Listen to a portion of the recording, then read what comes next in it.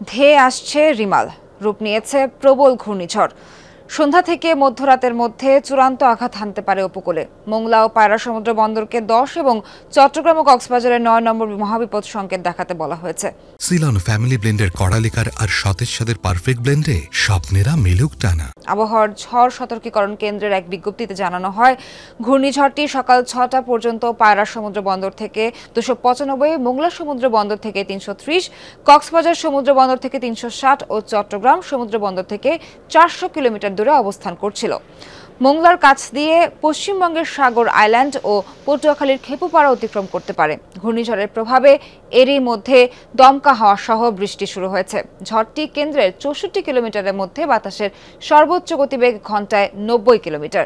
এটি ঝোড়ো হাওয়া আকারে 120 কিলোমিটার পর্যন্ত বাড়ছে। উপকূলীয় এলাকাগুলোতে জোয়ারের চেয়ে 8 থেকে 12 ফুট বেশি উচ্চতার জলোচ্ছ্বাস হতে পারে বলে জানায় ঝড় সতর্কীকরণ কেন্দ্র।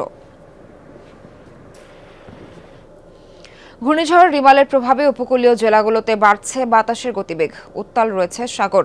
মেঘাচ্ছন্ন আকাশ, কোথাও কোথাও হচ্ছে বৃষ্টি। বেলা যত গড়াচ্ছে ততই বাড়ছে ঝোড়ো হাওয়া। গতরাত থেকেই পটুয়াখালী, সাতক্ষীরা, বরগুনা সহ বিভিন্ন স্থানে গুড়ি গুড়ি বৃষ্টি হচ্ছে। সাগরও উত্তাল, স্বাভাবিকের চেয়ে কয়েক ফুট উচ্চতায় ঢেউ আছড়ে পড়ছে তীরে। প্রশাসনের তরফ থেকে করা হচ্ছে মাইকিং। উপকূলের বাসিন্দাদের নিরাপদ স্থানে সরে যেতে বলা হয়েছে। তীরে ফিরতে শুরু করেছে মাছ ধরার ট্রলারগুলো।